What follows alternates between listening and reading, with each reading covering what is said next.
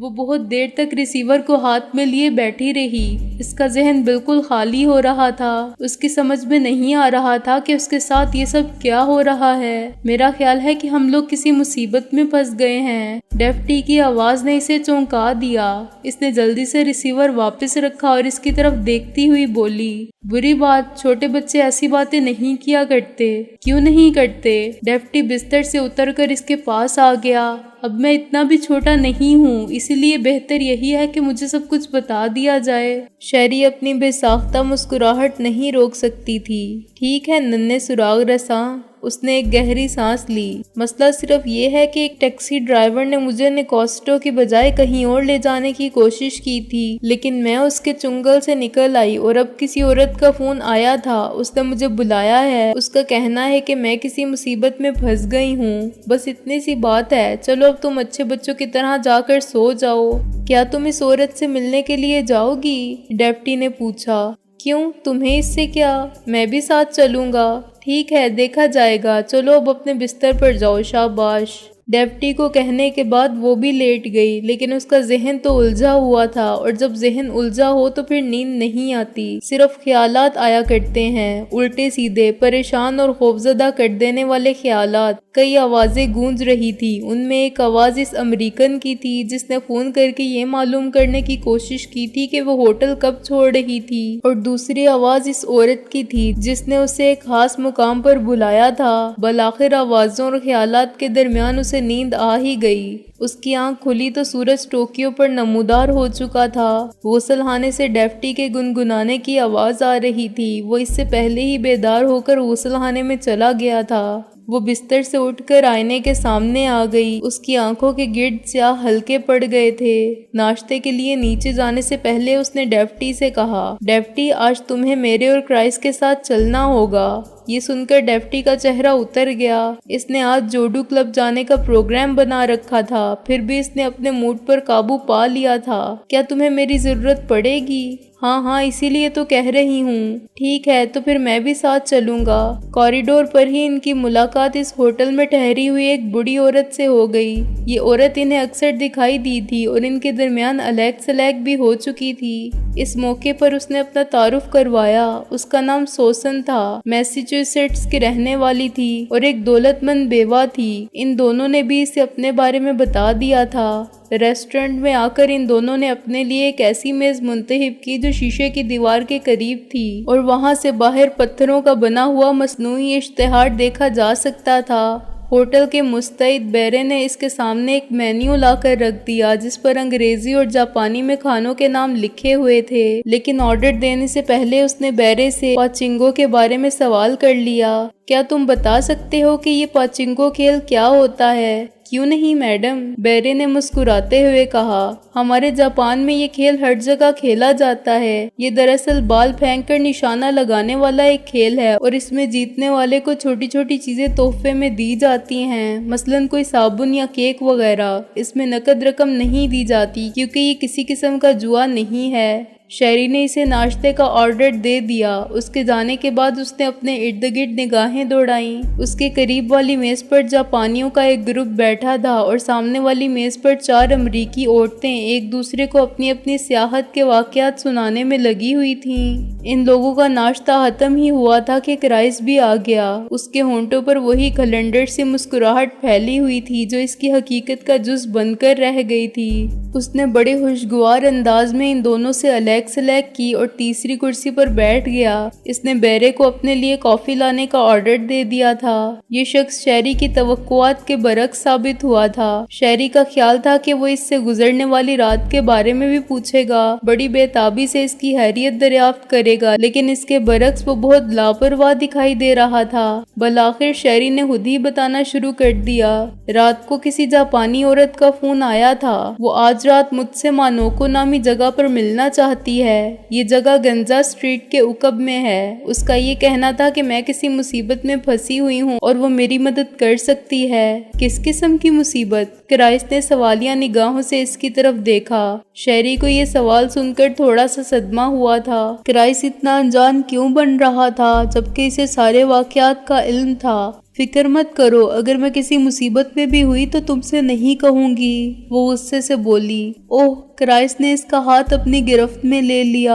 बुरा मान गई, हम लोगों की मुलाकात को दिन ही कितने हुए हैं और अभी से तुम नाराज होने लगी हो। ये बहुत अजीब बात थी। क्राइस्ट ने ये बात अगरचे मजाक से और इसे बहलाने की खातिर कही थी, फिर भी शेरी को बहुत अच्छी महसूस हुई। वाकई इन दोनों के दरमियान मुलाकात भी कितनी पुरानी थी। सिर्फ 8 दिन पहले वो एक दूसरे से मिले थे और इन 8 दिनों में कोई किसी को क्या समझ सकता है। जानती हो, जब मैं तुम्हारे और डेप्टी के साथ होता हूँ तो मुझे सब कुछ अच्छा मालूम होने लगता है। सड़कें, दुकानें सब अच्छी और भली मालूम होती हैं। शेरी खामोशी से इसकी तरफ देखती रही। क्राइस्ट का लहजा अचानक ही ख्वाबनाक हो गया था। फिर वो जैसे अपने आप में आते हुए बोला, ठीक है, मैं तुम्हारे साथ चलूंगा, देखते हैं वो लड़की क्या कहती है। वैसे तुम घबराना नहीं, खतरे की कोई बात नहीं होगी। जब हर तरफ लोग मौजूद हों तो इस वक्त कोई किसी पर हमला करने की जुर्रत नहीं कर सकता। ऐसी बात नहीं है, डेप्टी जल्दी से बोल पड़ा, बल्कि मेरे ख्याल में मुजरिम में अगर कोई किसी को मारना चाहे तो ज्यादा आसानी होती है, क्योंकि इतने आदमियों की भीड़ में ये मालूम नहीं हो सकता कि किसने गोली चलाई थी। वाह मेरे नन्हे सुराग रसा। क्राइस्ट इसकी बात सुनकर मुस्कुरा दिया।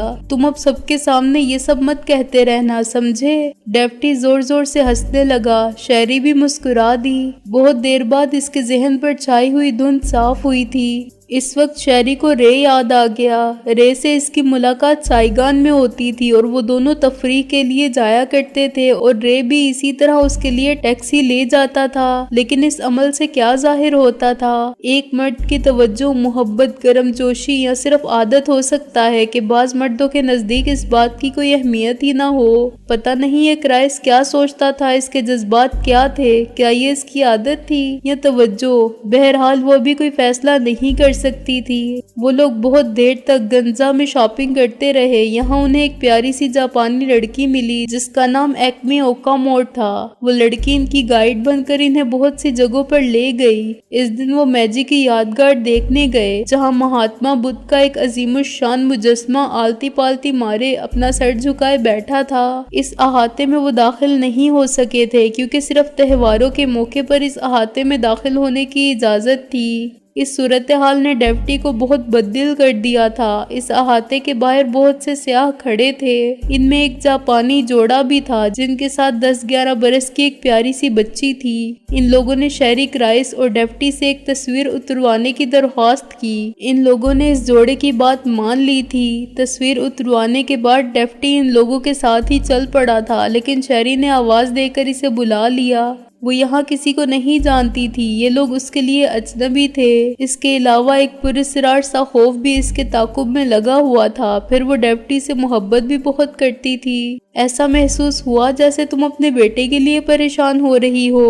क्राइस्ट ने इसकी तरफ देखते हुए कहा। शेरी को ये सुनकर बहुत हैरत हुई थी। क्या वो इतनी ही ट्रांसपेरेंट थी कि अपने एहसासात भी छुपा नहीं सकती थी? उसने क्राइस्ट की बात का कोई जवाब नहीं दिया क्योंकि खुद क्राइस्ट ने मौजू बदल दिया था और अब वो अपनी तन्हा जिंदगी और तन्हा फ्लैट के बारे में बता रहा था। उसने अपने वालिदैन के बारे में बताया जो अभी तक इंडियाना में थे, लेकिन वालिदैन के होते हुए भी इसकी जिंदगी तन्हा थी और किसी ने इसे समझने की कोशिश नहीं की थी। उसने अपने पड़ोसियों के बारे में बताया जिन्होंने एक बार इसकी दावत की थी और इसकी जिंदगी का वो पहला मौका था कि किसी ने इसमें दिलचस्पी का इजहार किया था। फिर इसने इस लड़की के बारे में बताया जो उसके सामने वाले फ्लैट में रहती थी और क्राइस्ट में दिलचस्पी का इजहार किया था, लेकिन क्राइस्ट इसके लिए संजीदा नहीं हो सकता था क्योंकि इस लड़की के हालात मुख्तलिफ थे। इसका मिजाज मुख्तलिफ था, इसके अंदाज मुख्तलिफ थे। अब तुम मुझे अपने फ्लैट के बारे में बताओ, इसने शेरी से पूछा। क्या तुम्हें तन्हाई महसूस नहीं होती? मेरा फ्लैट भी बहुत छोटा है, शेरी ने बताया। बस किसी न किसी तरह गुजारा कर लेती हूँ। जहाँ तक तन्हाई का सवाल है तो ये अजाब मेरे साथ भी है। खास तौर पर क्राइस्ट के दिनों ने वियतनाम और हिंदुस्तान के उजड़े हुए और यतीम, भूखे और बीमार बच्चों को देखा है। मेरा एहसास खत्म हो गया है। इस दुनिया में बहुत गुर्बत और बड़ी तन्हाई है क्राइस्ट। इन बच्चों की गुर्बत और तन्हाई को देखकर मैंने अपनी तन्हाई का एहसास खत्म कर दिया है। तुम वाकई बहुत मेहरबान और नरम दिल की हो शेरी, کرائس نے مسکراتے ہوئے کہا، لیکن میں بھی بے حس نہیں ہوں، مجھے بھی ایسے بچوں سے محبت ہے، ان کا دکھ محسوس ہوتا ہے۔ میں تمہیں بتاؤں، میرے علاقے میں ایک اخبار فروش لڑکا ہے، وہ بیچارہ بھی بالکل تنہا ہے اور میری اس سے اچھی خاصی دوستی ہے۔ اسے جب بھی موقع ملتا ہے وہ میرے پاس آ جاتا ہے اور ہم دونوں گھنٹوں ایک دوسرے سے باتیں کرتے رہتے ہیں۔ اس کی وجہ یہ ہے کہ تنہائی کا مداوع یہی ہے، ایک تنہا آدمی ہی دوسرے تنہا آدمی کے دکھ کو محسوس کر سکتا ہے۔ کیوں؟ اس نے شہری کی آنکھوں میں جھانکا اور شہری نے اس کا ہاتھ تھام لیا۔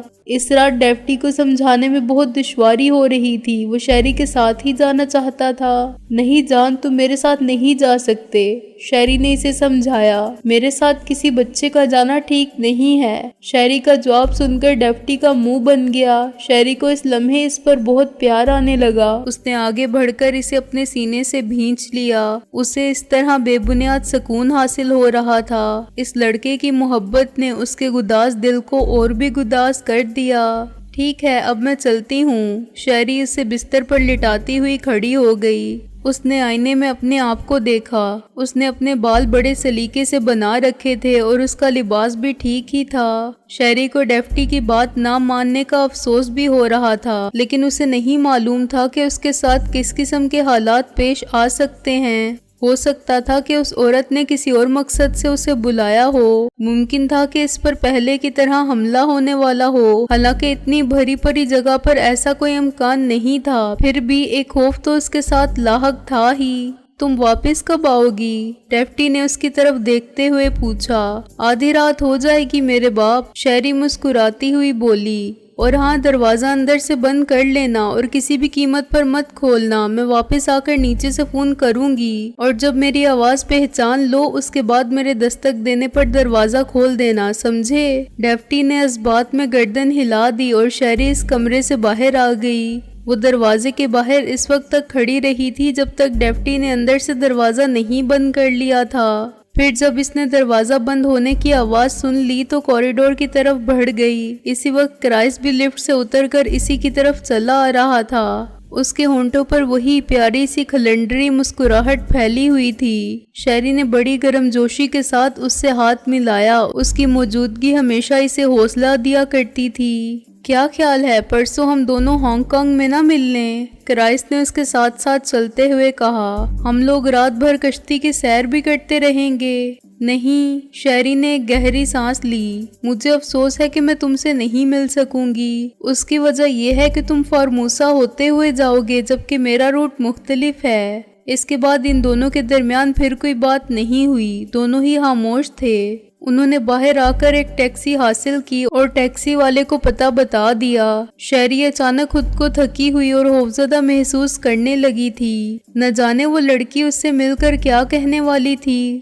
خطرہ اگر واضح ہو تو اتنی گھبراہٹ نہیں ہوا کرتی، لیکن جب خطرہ چھپا ہوا ہو تو انسان اپنے سائے سے بھی بھڑکا ہوا ہوتا ہے۔ انہوں نے پاچنکو سے کچھ پہلے ہی ٹیکسی رکوا لی۔ سامنے ہی موٹے موٹے روشن حروف میں موناکو لکھا ہوا تھا۔ اس کے برابر میں ایک چھوٹا سا ریسٹورنٹ تھا اور ریسٹورنٹ کے برابر ایک تھیٹر دکھائی دے رہا تھا۔ گویا یہ ایک تفریحی مرکز تھا، اس لیے بے فکروں کی ٹولیاں ادھر ادھر گھومتی پھر رہی تھیں۔ ابھی ہم لوگوں کے پاس بہت وقت ہے، کرائس نے اس کی طرف دیکھتے ہوئے کہا۔ ہم اتنی دیر تفریح کر لیتے ہیں۔ اگرچہ یہ جگہ لوگوں سے بھری ہوئی تھی، اس کے باوجود شیری کو خوف سا محسوس ہو رہا تھا۔ اس نے بڑی مضبوطی کے ساتھ کرائس کا ہاتھ پکڑ لیا۔ وہ دونوں اس فٹ پاتھ پر ٹہلنے لگے۔ وہ ایک کافی ہاؤس کے سامنے سے گزرے جس کے اندر سے آنے والی کافی کی خوشبو بہت بھلی معلوم ہو رہی تھی۔ پھر وہ پوروباشی تھیٹر کے سامنے کچھ دیر کھڑے ان جاپانی لڑکے اور لڑکیوں کو دیکھتے رہے جو رنگ برنگے لباسوں میں ملبوس ایک دوسرے کے ہاتھ میں ہاتھ دیے تھیٹر کے اندر جا رہے تھے۔ پھر وہ موٹوسو بیشی بینک کے سامنے کچھ دیر کھڑے رہے۔ اس کے بعد وہ پھر موناکو سینٹر کے سامنے پہنچ گئے۔ اب وقت آ گیا ہے۔ کرائس نے اپنی کلائی کی گھڑی کی طرف دیکھا۔ سب سے پہلے میں اندر جا کر کسی ایسی مشین پر کھیلنا شروع کر دوں گا جو مشین دروازے کے سامنے لگی ہوئی ہو۔ تم اندر آ کر اس لڑکی کے بارے میں کسی سے معلوم کرنا، میں تمہیں دیکھتا رہوں گا، اور ہاں، کسی بھی حال میں اس حال کو چھوڑ کر کسی کمرے میں مت جانا۔ اگر کوئی لے جانا چاہے تو انکار کر دینا، میرا مطلب ہے کہ تم مجھ میں کے درمیان ہی رہنا، سمجھ گئی؟ شہری نے اپنی گردن ہلا دی۔ اب اس کی گھبراہٹ کسی حد تک کم ہو گئی تھی۔ نہ جانے کیوں عین وقت پر اس کا حوصلہ بیدار ہو گیا تھا۔ وہ محسوس کر رہی تھی جیسے آنے والے وقت نے اس کے اعصاب کو منتشر کرنے کی بجائے پرسکون کر دیا ہو۔ اس کے خیال میں آدمی جب مصیبت میں گھر ہی جائے تو وہ اپنے آپ کو قابو میں کر ہی لیتا ہے۔ کرائس اس سے رخصت ہو کر موناکو سینٹر کی طرف بڑھ گیا۔ شہری اسے شیشے کے دروازے سے اندر جاتا ہوا دیکھتی رہی۔ اس کے جانے کے بعد وہ تنہا ہو گئی تھی اور تنہائی اپنے ساتھ خوف کا آسیب بھی لایا کرتی ہے۔ پھر اچانک یوروہاشی تھیٹر کا شو ختم ہوا اور لوگوں کی ایک بھیڑ اس تھیٹر سے باہر آ گئی۔ شہری اس بھیڑ کے درمیان پھنس کر رہ گئی تھی۔ لوگ اس سے ٹکراتے اور معذرت کرتے ہوئے آگے بڑھتے رہے اور وہ اس ریلے کی زد میں آ کر اپنے حواس کھو بیٹھی تھی۔ اس نے زور زور سے کرائس کو آوازیں دی لیکن وہاں اس کی طرف توجہ دینے والا کوئی نہیں تھا۔ پھر اچانک کسی نے آگے بڑھ کر اس کے ہاتھ کو پکڑ لیا۔ میرا خیال ہے کہ تمہیں اس وقت مدد کی ضرورت ہے، ہاتھ پکڑنے والے نے کہا۔ اس نے مڑ کر دیکھا، وہ ایک امریکن تھا جس نے بروقت اسے سنبھال لیا تھا۔ وہ ایک جوان العمر آدمی تھا جس کی آنکھیں اسے بڑی دلچسپی سے دیکھ رہی تھیں۔ میں اب ٹھیک ہوں، شہری نے سنبھلتے ہوئے جواب دیا۔ تمہارا بہت بہت شکریہ۔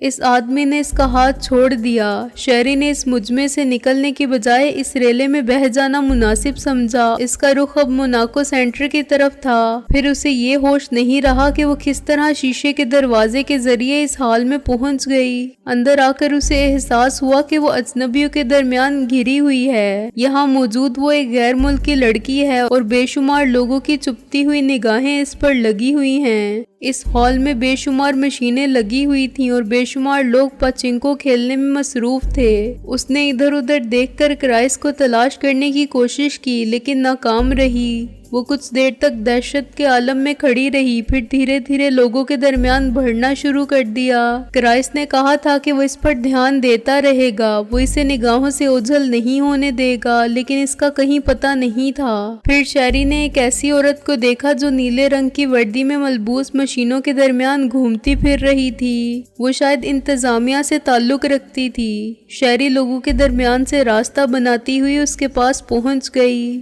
میں آئساکو کی تلاش میں ہوں، شہری نے اس کی طرف دیکھتے ہوئے کہا۔ اسے خدشہ تھا کہ شاید یہ عورت انگریزی نہیں جانتی ہوگی، لیکن وہ انگریزی جانتی تھی۔ کیوں؟ تم آئساکو کو کیوں تلاش کر رہی ہو؟ اس عورت نے اس پر اپنی نگاہیں جماتے ہوئے پوچھا۔ وہ مجھے جانتی ہے، شہری نے جواب دیا۔ اس نے مجھے ملنے کا وقت دیا تھا۔ ٹھیک ہے، اس عورت نے اپنی گردن ہلا دی، میں بھی بلاتی ہوں۔ وہ شہری کو اسی جگہ کھڑے رہنے کی ہدایت دے کر ایک طرف چلی گئی۔ شہری نے اس کے جانے کے بعد ایک بار پھر کرائس کو تلاش کرنے کی کوشش کی لیکن ناکام رہی۔ وہ ہال لوگوں کے شور سے گونج رہا تھا، ہارنے والے افسوس کی صدائیں بلند کرتے اور کامیاب ہونے والے جذباتی نعرے لگاتے۔ کچھ دیر بعد وہ عورت ایک خوبصورت سی جاپانی لڑکی کو لے کر شہری کے پاس پہنچ گئی۔ اس جاپانی لڑکی نے بہت خوبصورت لباس اور کانوں میں چمکتے ہوئے بندے پہن رکھے تھے۔ وہ شہری کو دیکھ کر مسکرا دی۔ یہی آئساکو ہے،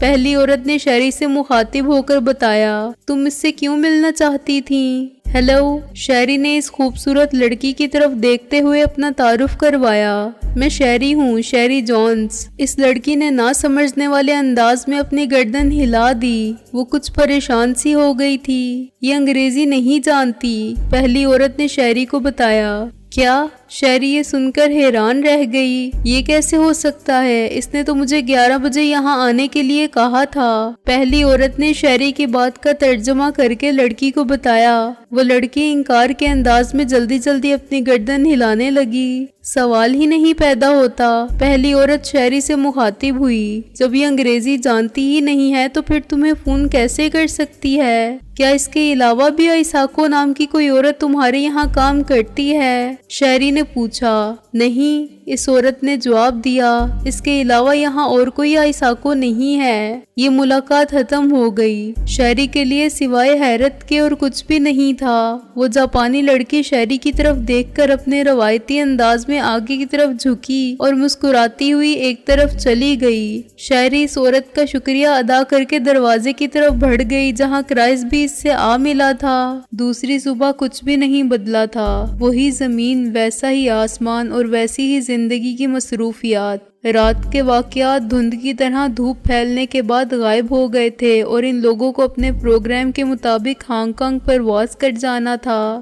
ان دونوں کو پہنچانے کے لیے کرائس بھی ایئرپورٹ تک آیا تھا۔ وہ ان دونوں کو رخصت کرتے وقت کچھ اداس معلوم ہو رہا تھا، جبکہ ڈیفٹی ہانگ کانگ دیکھنے کے خیال سے بہت پرجوش اور خوش ہو رہا تھا۔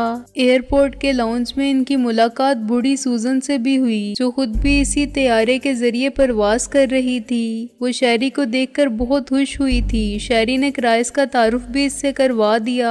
ایک ملک سے دوسرے ملک میں سفر کرتے ہوئے شیری کو سفری الجھنوں سے زیادہ کاغذی کارروائیوں کی الجھنیں پریشان کر دیتی تھیں۔ Passport, entry, health certificate, airline کی ٹکٹ، ان کی چھان بین، تصدیق اور نہ جانے کیا کیا، یہ سارے لوازمات اسے پریشان کر دیا کرتے تھے، لیکن سفر کرنے کے لیے یہ سب بھی ضروری تھا۔ کچھ دیر بعد طیارے کی روانگی کا اعلان ہونے لگا۔ جدائی قریب آ گئی تھی۔ شیری نے محسوس کیا کہ اس موقع پر کرائس اس سے کچھ کہنا چاہتا ہو، کوئی ایسی بات جو اس کے دل میں چھپی ہوئی تھی، لیکن وہ کچھ کہہ نہیں سکا اور وہ سب ایک دوسرے سے رخصت ہو گئے۔ اس وقت کرائس کی آنکھوں کی اداسی اور بڑھ گئی تھی اور اس کا ہاتھ بڑی مشینی انداز میں ڈیفٹی اور شیری کو الوداع کہہ رہا تھا۔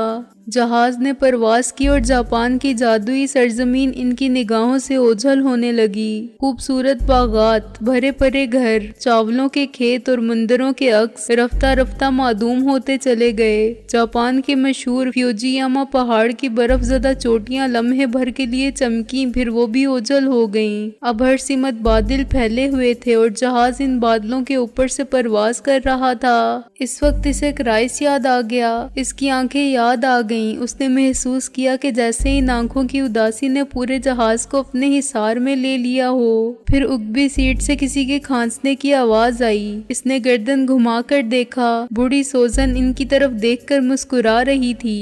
طیارہ رات 3 بجے ہانگ کانگ کے کائی ٹیک ایئرپورٹ پر اتر گیا۔ اس ایئرپورٹ کی کوئی بات بھی دوسرے بین الاقوامی ایئرپورٹوں سے مختلف نہیں تھی۔ سب کچھ ایک ہی جیسا ہوا کرتا ہے، ویسی ہی جگمگاتی ہوئی عمارتیں، طیاروں کا شور، گاڑیوں کی آمد و رفت اور ایئر ہوسٹس کی آمد و رفت، کسٹم حکام کی مستعدی، کاغذات اور سامان کی جانچ پڑتال، مختلف ملکوں کے سیاحوں کی ریل پیل، یہ سب ہی کچھ بین الاقوامی ایئرپورٹوں پر دیکھنے میں آیا کرتا تھا۔ ہانگ کانگ کا کائی ٹیک بھی اس سے مختلف نہیں تھا۔ ڈیفٹی اور شیری اپنا اپنا بیگ اپنے ہاتھ میں اٹھائے اس لائن میں آ کر کھڑے ہو گئے، جو پاسپورٹ اور دیگر کاغذات کی جانچ پڑتال کے لیے لگائی گئی تھیں۔ کاؤنٹر پر یونیفارم میں ملبوس لوگ بڑی تیز رفتاری کے ساتھ آنے والوں کے کاغذات کو دیکھ کر ان کے پاسپورٹوں پر ویزا کی مہر رسید کر رہے تھے۔ شیری نے دیکھا کہ بوڑھی سوزن اسی لائن میں ان کے کچھ پیچھے کھڑی تھی۔ اس کے اور ان دونوں کے درمیان 2 افریقی کھڑے ہوئے تھے۔ کاؤنٹر پر پہنچ کر شیری نے اپنا اور ڈیفٹی کا پاسپورٹ وردی میں ملبوس امیگریشن آفیسر کی طرف بڑھا دیا۔ آفیسر نے شیری کے پاسپورٹ پر ایک نظر ڈالی، پھر جلدی سے اس کی طرف دیکھ کر بولا، پلیز آپ ذرا ایک طرف کھڑی ہو جائیں۔ شیری نے کچھ کہنا چاہا، لیکن وہ آفیسر اب اس کے پیچھے کھڑے ہوئے افریقی کی طرف متوجہ ہو گیا تھا۔ شیری نے ڈیفٹی کا ہاتھ پکڑا اور قطار سے نکل کر ایک طرف کھڑی ہو گئی۔ اس کی سمجھ میں نہیں آ رہا تھا کہ اس کے ساتھ ایسا سلوک کیوں کیا گیا ہے، لیکن ان لوگوں سے کچھ معلوم کرنے کا فائدہ بھی نہیں تھا۔ مسز سوزن بھی اسی قطار میں چلتی ہوئی شیری کے سامنے پہنچ گئیں۔ اس نے شیری کی طرف دیکھتے ہوئے پوچھا، کیا بات ہے، تم دونوں کیوں کھڑے ہو؟ پتہ نہیں ہمیں کیوں روک لیا گیا ہے، شیری نے جواب دیا۔ مسز سوزن نے اپنا پاسپورٹ اور دیگر کاغذات آفیسر کے حوالے کر دیے۔ شیری بے شمار سوالات اور الجھنوں کے درمیان کھڑی رہی تھی۔ مسز سوزن کو بھی فارغ کر دیا گیا۔ مسز سوزن کو رخصت کرنے کے بعد امیگریشن آفس نے اپنی کرسی پر ایک دوسری باوردی شخص کو بٹھایا اور خود کاؤنٹر کی پچھلی طرف سے گھوم کر شیری کے پاس آ گیا۔ آئیے مس شیری، اس نے ایک طرف اشارہ کیا، میرے ساتھ آئیں۔ ڈیفٹی نے شیری کا ہاتھ مضبوطی سے پکڑ لیا۔ وہ دونوں آفیسر کے پیچھے پیچھے اس ہال سے نکل کر ایک طویل کوریڈور میں پہنچے۔ پھر وہ انہیں ایک کمرے کے دروازے پر لے آیا۔ اس کمرے کے دروازے پر کسی قسم کی تختی نہیں لگی تھی۔ اس آفیسر نے آگے بڑھ کر شیری کے لیے دروازہ کھول دیا۔ آئیے، اس نے اشارہ کیا۔ شیری اور ڈیفٹی نے ایک دوسرے کو معنی خیز نگاہوں سے دیکھا، پھر شیری ڈیفٹی کا ہاتھ تھامے ہوئے کمرے میں داخل ہو گئی۔ یہ کوئی دفتر تھا، اس میں رکھا ہوا فرنیچر زیادہ قیمتی تو نہیں تھا لیکن دفتر کی ضروریات کو پورا کر رہا تھا۔ دیوار پر بھی ہانگ کانگ کا ایک بڑا سا نقشہ تھا اور اسی دیوار کے آگے ایک بڑی سی میز بچھی ہوئی تھی جس پر فائلیں رکھی تھیں۔ اس میز کے اوقب میں جو کرسی تھی اس پر ایک چینی بیٹھا تھا جو انہیں کمرے میں آتے دیکھ کر جلدی سے کھڑا ہو گیا تھا۔ اس کا چہرہ تکونا سا تھا اور اس کی آنکھیں بے حد چمکدار تھیں جو اس کے ذہین ہونے کا پتہ دے رہی تھیں۔ تشریف رکھیں، اس نے سامنے پڑی ہوئی کرسیوں کی طرف اشارہ کیا۔ شہری اور ڈیفٹی کرسیوں پر بیٹھ گئے۔ میں سارجنٹ جون ہوں، اس نے اپنا تعارف کروایا۔ میرا تعلق سینٹرل انٹیلیجنس سے ہے۔ اس کی انگریزی بہت اچھی تھی اور اس کا لہجہ بھی صاف تھا، ایسا معلوم ہوتا تھا جیسے اس نے یورپ میں تعلیم حاصل کی ہو۔ اس نے میز پر رکھا ہوا شہری کا پاسپورٹ اٹھا کر دیکھا، پھر شہری سے مخاطب ہوا۔ ہماری اطلاعات کے مطابق آپ 8:45 پر ٹوکیو پہنچی تھیں۔ آپ ہونولولو سے آئی تھیں اور آپ نے ہوٹل نیو جاپان میں قیام کیا تھا۔ آج صبح آپ نے ہانگ کانگ آنے کے لیے پرواز کی۔ آپ کی شادی ابھی تک نہیں ہوئی ہے۔ آپ ایک تعمیراتی فرم میں سیکرٹری ہیں۔ ہوانا کیوبا میں پیدا ہوئی اور آپ کی شوہریت امریکی ہے۔ کیوں، ٹھیک ہے نا؟ ہاں ٹھیک تو ہے، لیکن بات کیا ہے؟ آپ مجھ سے یہ سب کیوں معلوم کر رہے ہیں؟ کیا آپ کرائس ہیرنگسٹن سے واقف ہیں؟ کرائس سے ہاں واقف ہوں۔ کیوں، کیا ہوا ہے؟ میری بات کا جواب دیں، کرائس کہاں ہے؟ وہ میرے خیال میں اس وقت وہ فارموسا میں ہوگا۔ کیا آپ جانتی ہیں کہ وہ کس ہوٹل میں قیام کرے گا؟ نہیں، یہ میں نہیں جانتی، مجھے بس اتنا معلوم ہے کہ وہ کل ہانگ کانگ آنے والا ہے۔ کس ایئر لائن سے آ رہا ہے؟ MAS سے، شہری نے جواب دیا۔ آپ اس سے کتنے دنوں سے واقف ہیں؟ میری سمجھ میں نہیں آتا کہ آپ سب یہ کیوں پوچھ رہے ہیں، کیا ہوا ہے اس کے ساتھ؟ میرے سوال کا جواب دیں مس شیری، آپ سے اس کی واقفیت کتنی پرانی ہے؟ 10 دن پہلے میری اس سے مناکوٹو میں ملاقات ہوئی تھی۔ وہ ایک گہری سانس لے کر کرسی پر بیٹھ گیا۔ اب یہ بتائیں کہ کیا آپ ٹوکیو کی کسی مس آئساکو ہرادا سے واقف ہیں؟ شہری سناٹے میں رہ گئی۔ اس شخص کو اس پراسرار آئساکو کے بارے میں کس طرح معلوم ہو سکا تھا؟ جواب دیں مس شیری، کیا آپ ٹوکیو میں آئساکو ہرادا کو جانتی ہیں؟ میری سمجھ میں نہیں آتا کہ مجھ سے کس قسم کے سوالات کیے جا رہے ہیں، ان کا مقصد کیا ہے؟ اگر آپ مجھے نہیں بتائیں گے تو میں اپنے قونصلیٹ سے رجوع کروں گی۔ آپ کے قونصلیٹ سے ایک آفیسر آنے ہی والا ہے مس شیری، بون نے کہا۔ ہماری اطلاع کے مطابق آپ نے ٹوکیو میں آئساکو نام کی خاتون سے ملاقات کی تھی۔ ٹھیک ہے، میں آپ کو بتا دیتی ہوں کہ میں آئساکو سے ملنے کس طرح پہنچی تھی۔ اتنا کہہ کر شہری نے دھیرے دھیرے اسے فون آنے سے لے کر موناکو میں آئساکو نامی اس جاپانی لڑکی سے ملنے کا واقعہ بتایا جو انگریزی نہیں جانتی تھی۔ بس اتنی سی بات ہے، میں اس لڑکی کے بارے میں اس سے زیادہ کچھ نہیں جانتی۔ اسی وقت ایک اور آدمی کمرے میں داخل ہو گیا۔ یہ شاید وہی افسر تھا جس کے بارے میں بون نے بتایا تھا۔ وہ ایک دراز قامت اور وجیح شخص تھا۔ گزرتی ہوئی عمر نے بھی اس کے نقوش مدھم نہیں کیے تھے۔ وہ بون سے ہاتھ ملانے کے بعد بون کی ساتھ والی کرسی پر بڑی بے تکلفی سے بیٹھ گیا۔ شہری اسے گہری نگاہوں سے دیکھ رہی تھی۔ مس شہری، وہ امریکی شہری سے مخاطب ہوا۔ میں مائیکل کین ہوں، میرا تعلق اسٹیٹ ڈپارٹمنٹ کی سیکیورٹی سے ہے۔ بون نے میز پر رکھا ہوا ایک کاغذ اٹھا کر مائیکل کی طرف دیکھا۔ مجھے اندازہ ہے مس شیری کہ آپ اس وقت کتنی پریشان ہو رہی ہوں گی، آپ تو سیاح ہیں نا؟ ہاں، شیری نے برا سا منہ بناتے ہوئے اپنی گردن ہلائی۔ ہانگ کانگ میں کتنے دن رکنے کا ارادہ ہے؟ مائیکل نے پوچھا۔ اس نے شیری کے غصے کو محسوس کر لیا تھا، اس لیے جلدی سے بولا، معاف کیجیے گا مس شیری، آپ کو یقیناً برا لگ رہا ہوگا اور آپ ناراض ہو رہی ہوں گی، لیکن یہ سب جاننا ضروری ہے۔ کیا آپ نے امریکہ میں کسی فارماسیوٹیکل فرم میں ملازمت کی تھی؟ میرا خیال تھا کہ آپ میری مدد کے لیے آئے ہوں گے، شیری تلخی سے بولی۔ قونصل خانہ تو شہریوں کی مدد کیا کرتا ہے۔ پلیز سوال کا جواب دے مس شیری، مائیکل نے کہا۔ اس کا لہجہ قطعی تھا، ایسا محسوس ہوتا تھا جیسے اسے شیری کے جذبات یا غصے کی پرواہ نہ ہو۔ وہ اپنا فرض پورا کرنا چاہتا ہو اور جس کام کے لیے اسے بھیجا گیا تھا اس کو مکمل کرنے کا پورا ارادہ رکھتا ہو۔ نہیں، شیری نے اپنی گردن ہلا دی،